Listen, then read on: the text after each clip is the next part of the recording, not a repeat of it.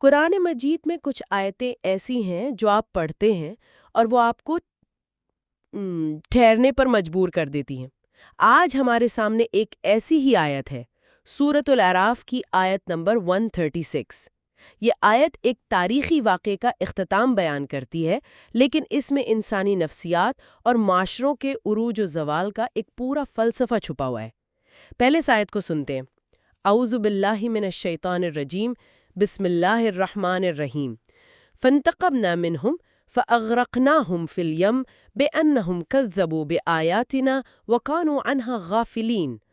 ترجمہ ہے، پھر ہم نے ان سے بدلہ لیا، پس انہیں دریا میں ڈبو دیا کیونکہ انہوں نے ہماری آیتوں کو جھٹلایا تھا اور وہ ان سے بالکل ہی غافل تھے۔ آج ہم اس ایک آیت کی گہرائی میں اتریں گے۔ یہ صرف ایک سزا کا اعلان نہیں، یہ ایک تشخیص ہے، ایک ڈائگنوسس ہے کہ کوئی قوم تباہی کے اس مقام تک پہنچتی کیسے ہے۔ چلیں اس کی تہوں کو کھولتے ہیں۔ آیت کا آغاز ہی بڑا چونکا دینے والا ہے۔ فَانْتَقَمْنَا مِنْهُمْ، یعنی پھر ہم نے ان سے بدلہ لیا۔ لفظ انتقام جب ہم اپنی زبان میں سنتے ہیں تو ذہن میں ذاتی غصہ، کینہ یا بدلے کی آگ کا تصور آتا ہے، لیکن جب یہ لفظ خدا کے لیے استعمال ہو رہا ہو تو اس کا مطلب کیا بدل جاتا ہے؟ کیا یہ ہمارے والے انتقام جیسا ہے؟ یہ بہت اہم سوال ہے کیونکہ یہیں سے بات کی بنیاد قائم ہوتی ہے۔ دیکھیں، یہاں انتقام کا مطلب وہ ہرگز نہیں جو ہم عام زندگی میں لیتے ہیں۔ انسانی انتقام میں ذاتیات، غصہ اور جذبات شامل ہوتے ہیں۔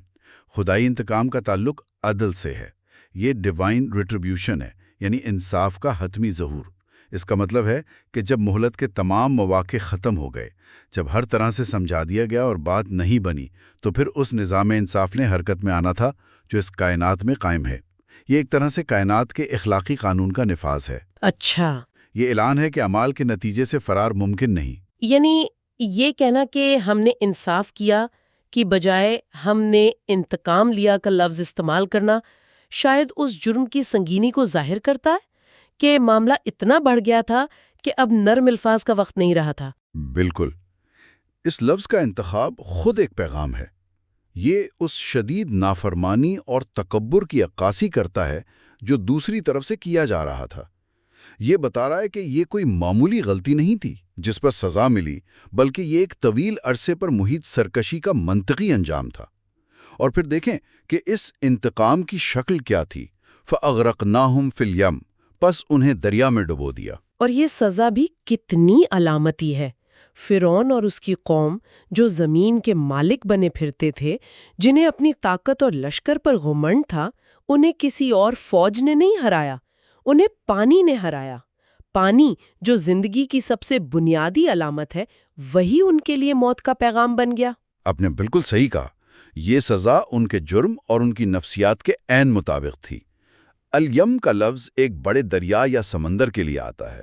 وہ خود کو ناقابل شکست سمجھتے تھے اور انہیں ایک ایسی قوت نے شکست دی جسے وہ اپنے قابو میں سمجھتے تھے۔ جی، یہ ان کے غرور پر سب سے بڑی ضرب تھی۔ یہ قدرت کا یہ اعلان تھا کہ جن چیزوں کو تم حقیر یا اپنے تابع سمجھتے ہو، وہی میرے حکم سے تمہارے تکبر کو پاش پاش کر سکتی ہیں۔ یہ تو مکمل بے بسی کی تصویر ہے۔ جی، جو ان کے لامحدود طاقت کے دعوے کے بالکل الٹ ہیں۔ تو سزا کا طریقہ بھی علامتی تھا، لیکن اصل سوال تو یہ ہے کہ نوبت یہاں تک پہنچی کیسے؟ کوئی بھی قوم ایک دن میں تباہی کے دہانے پر نہیں پہنچتی۔ آیت اس کے دو وجوہات بتاتی ہے، اور پہلی وجہ تو سمجھ میں آتی ہے، بِأَنَّهُمْ كَذَّبُوا بِآيَاتِنَا، یعنی کیونکہ انہوں نے ہماری آیتوں کو جھٹلایا تھا۔ یہ تو سیدھا سیدھا انکار ہے۔ ہاں، لیکن یہاں آیات کا مطلب بھی سمجھنا ضروری ہے۔ اس کا دائرہ بہت وسیع ہے۔ ایک تو وہ معجزات تھے جو حضرت موسیٰ علیہ السلام دکھا رہے تھے، جیسے عصا کا سانپ بننا۔ جی، دوسرا، وہ آسمانی ہدایات جو ان پر نازل ہو رہی تھیں۔ لیکن تیسرا اور شاید سب سے اہم مطلب ہے کائنات میں پھیلی ہوئی اللہ کی نشانیاں، دن اور رات کا آنا جانا، زندگی اور موت کا نظام، یہ سب آیات ہیں۔ اور کذبو یعنی تکذیب کرنا صرف یہ نہیں کہ ہم نہیں مانتے۔ اچھا، اس میں ایک شدت اور ڈٹھائی ہے۔ یہ جانتے بوجھتے حقیقت کو پہچاننے کے بعد اسے جھوٹ قرار دینا ہے۔ یہ ایک فعال یعنی ایکٹیو عمل ہے۔ وہ دیکھ رہے تھے کہ یہ غیر معمولی چیزیں ہیں، لیکن اپنی طاقت، اپنا سٹیٹس اور اپنے مفادات بچانے کے لیے وہ اسے جادو اور جھوٹ کہہ رہے تھے۔ ٹھیک ہے، یہ فعال انکار والی بات سمجھ میں آتی ہے، لیکن یہاں وہ نقطہ آتا ہے جس نے مجھے اصل میں سوچنے پر مجبور کیا ہے۔ آیت آگے کہتی ہے وَقَانُوا عَنْهَا غَافِلِينَ، یعنی اور وہ ان سے بالکل ہی غافل تھے۔ ایک منٹ، یہاں میں تھوڑی الجھ رہی ہوں۔ اگر کوئی کسی چیز کو ڈھٹائی سے جھٹلا رہا ہے تو وہ اس سے غافل کیسے ہو سکتا ہے؟ غفلت تو بے خبری، دھیان نہ دینے کی حالت ہے۔ جھٹلانے کے لیے تو آپ کو اس چیز کا علم ہونا ضروری ہے، آپ کو اس پر توجہ دینی پڑتی ہے، تبھی تو آپ اسے رد کرتے ہیں۔ یہ دونوں چیزیں ایک ساتھ کیسے ہو سکتی ہیں؟ یہ تو تضاد لگتا ہے۔ یہی اس آیت کا سب سے گہرا اور مرکزی سبق ہے۔ دیکھیں، بظاہر یہ تضاد لگتا ہے، لیکن اصل میں یہ انسانی اور معاشرتی تباہی کے دو مراحل ہیں۔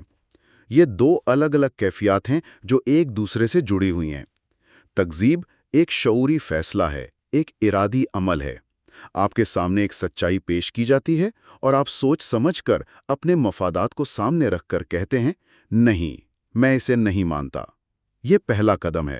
اور دوسرا قدم غفلت ہے؟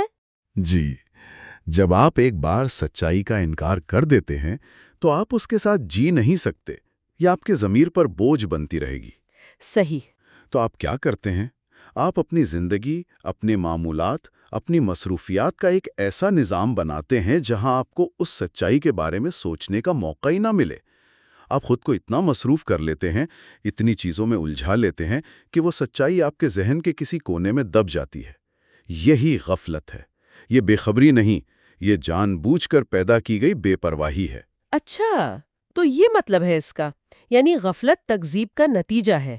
آپ پہلے انکار کرتے ہیں اور پھر اس انکار کو قائم رکھنے کے لیے غفلت کا کلچر پیدا کرتے ہیں۔ بالکل۔ جدید نفسیات میں ایک تصور ہے جسے willful blindness یا intentional inattention کہتے ہیں، یعنی جان بوجھ کر ان چیزوں کو نظر انداز کرنا جو آپ کے آرام دہ طرز زندگی یا آپ کے عقائد کو چیلنج کرتی ہیں۔ زبردست۔ فرعون کی قوم صرف مصروف نہیں تھی، وہ نفسیاتی طور پر ایک ایسی حقیقت سے خود کو بچا رہی تھی جو ان کے پورے سماجی اور سیاسی ڈھانچے کو گرا سکتی تھی۔ غفلت کو سمجھنے کے لیے آج کے دور کی مثال لیں۔ ہم میں سے بہت سے لوگ جانتے ہیں کہ ماحولیاتی تبدیلی ایک حقیقت ہے، سائنسدان چیخ چیخ کر بتا رہے ہیں، یہ علم موجود ہے۔ جی بالکل۔ لیکن ہم میں سے کتنے لوگ اپنی روزمرہ زندگی میں ہر وقت اس کے بارے میں سوچتے ہیں؟ ہم اپنی نوکری، گھر، سوشل میڈیا میں اتنے گم ہیں کہ یہ حقیقت ہمارے لیے ایک بیک گراؤنڈ شور بن گئی ہے۔ یہی غفلت ہے۔ علم موجود ہے، لیکن اس پر غور کرنے کی ذہنی گنجائش اور ترجیح ختم ہو چکی ہے۔ واہ، یہ تو بہت گہری بات ہے۔ تو یہ ایک دوہرا جرم ہوا۔ پہلا جرم سچائی کا سامنا ہونے پر اسے ڈھٹائی سے جھٹلا دینا، اور دوسرا جرم اپنی زندگی کو اتنا بے معنی اور سطحی چیزوں سے بھر لینا کہ اس سچائی پر دوبارہ غور کرنے یا پچھتانے کا موقع ہی ختم ہو جائے۔ آپ نے بالکل صحیح خلاصہ کیا۔ سزا کی دو بنیادیں بیان کی گئی ہیں، ایک فعال انکار یعنی تکذیب، اور دوسرا بے حسی پر مبنی نظر اندازی یعنی غفلت۔ جب یہ دونوں چیزیں کسی فرد یا قوم میں جمع ہو جاتی ہیں تو ایک ایسی کیفیت پیدا ہوتی ہے جہاں اصلاح کی کوئی گنجائش باقی نہیں رہتی۔ اچھا۔ وہ سچ کو سننا بھی نہیں چاہتے ہیں، اور اگر سن بھی لیں تو ان کی زندگی میں اس پر غور کرنے کی کوئی جگہ نہیں ہوتی۔ یعنی آپ روحانی طور پر ایک ایسی بند گلی میں پہنچ جاتے ہیں جہاں سے واپسی کا کوئی راستہ ہی نہیں بچتا۔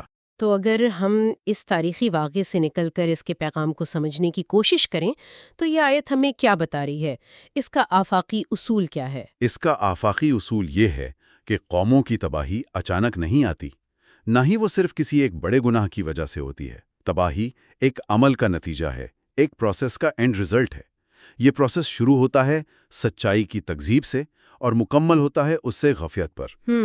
جب کسی بھی معاشرے میں بنیادی اخلاقی سچائیوں کو جھٹلانے کا رویہ عام ہو جائے اور پھر لوگ مادی ترقی، ذاتی مفادات اور روزمرہ کی بھاگ دوڑ میں اتنے کھو جائیں کہ انہیں ان سچائیوں کی پرواہ ہی نہ رہے تو وہ معاشرہ اندر سے کھوکھلا ہو جاتا ہے۔ اس کی بنیادیں ہل جاتی ہیں۔ جی، پھر باہر سے آنے والا کوئی بھی جھٹکا اسے گرا دیتا ہے۔ اور یہ غفلت کی کیفیت کیا اچانک پیدا ہوئی تھی کیا قرآن میں اس واقعے سے پہلے کے واقعات میں کوئی اشارہ ملتا ہے کہ یہ قوم آہستہ آہستہ اس حالت کی طرف بڑھ رہی تھی؟ بہت اچھا سوال ہے۔ قرآن جب یہ قصہ سناتا ہے تو بتاتا ہے کہ فرعون کی قوم کو بار بار نشانیاں دکھائی گئیں۔ ان پر مختلف چھوٹے عذاب آئے، ٹڈیوں کا، مینڈکوں کا، خون کا۔ جی۔ ہر بار جب وہ مصیبت میں آتے تو حضرت موسیٰ سے دعا کرواتے اور وعدہ کرتے کہ ہم ایمان لے آئیں گے۔ لیکن جیسے ہی مصیبت ٹلتی وہ اپنے وعدے سے پھر جاتے اور اپنی پرانی زندگی میں مگن ہو جاتے۔ تو یہی غفلت کی طرف بڑھنے کے قدم ہیں؟ بالکل۔ ہر بار سچائی کو دیکھ کر وقتی طور پر ماننا اور پھر آسانی ملتے ہی اسے بلا کر اپنی دنیا میں گم ہو جانا، یہ بار بار کرنے سے دل سخت ہو جاتے ہیں اور غفلت ایک مستقل حالت بن جاتی ہے۔ یعنی یہ ایک طرح کی وارننگ ہے جو ہر دور کے انسان اور ہر معاشرے کے لیے ہے۔ یہ ہمیں دعوت دے رہی ہے کہ ہم اپنا جائزہ لیں۔ جی بالکل، یہ آیت ہم سب سے پوچھ رہی ہے، ہماری زندگی میں وہ کون سی آیات یا نشانیاں ہیں جنہیں ہم جھٹلا رہے ہیں یا جن سے ہم غافل ہیں؟ یہ کائنات کی نشانیاں ہو سکتی ہیں، تاریخ کے اسباق ہو سکتے ہیں، ہمارے ضمیر کی آواز ہو سکتی ہیں، یا وہ اخلاقی اصول ہو سکتے ہیں جن کے بارے میں ہم جانتے ہیں کہ وہ صحیح ہیں لیکن ان پر عمل کرنا مشکل لگتا ہے۔ کیا ہماری زندگی کی بھاگ دوڑ، ہمارے کیریئر کے اہداف، ہماری خواہشات نے ہمیں اتنا دور تو نہیں کر دیا کہ اب ہمیں ان کے بارے میں سوچنے کا وقت ہی نہیں ملتا؟ یہ آیت یاد دلاتی ہے کہ غفلت کی نیند بہت میٹھی لگ سکتی ہے لیکن اس کا انجام بہت خطرناک ہو سکتا ہے۔ تو آج کی اس گفتگو کا خلاصہ یہ ہے کہ سورۃ الاعراف کی یہ ایک آیت ہمیں معاشروں کی تباہی کے دو بنیادی ستونوں سے متعارف کرواتی ہے۔ پہلا، سچائی کو پہچان کر جان بوجھ کر اس کا انکار کرنا، اور دوسرا، جو شاید پہلے سے بھی زیادہ خطرناک ہے، اپنی زندگی کو اتنا بے مقصد بنا لینا کہ سچ اور جھوٹ کی پرواہ ہی ختم ہو جائے اور انسان ایک مستقل غفلت کی حالت میں چلا جائے۔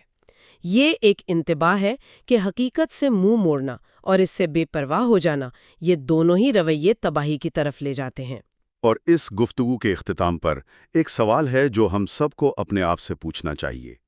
ایک فرد یا ایک معاشرے کے لیے زیادہ خطرناک کیا ہے؟ جان بوجھ کر سچائی کا انکار کرنا، یا اس سچائی کے بارے میں اتنی غفلت اور بے حسی میں پڑ جانا کہ اس کے ہونے یا نہ ہونے سے کوئی فرق ہی نہ پڑے؟ اور اگر کوئی محسوس کرتا ہے کہ وہ اس غفلت کی حالت میں ہیں، تو اس بے خبری اور بے حسی کے اندھیرے سے بیداری کی روشنی کی طرف پہلا قدم کیا ہو سکتا ہے؟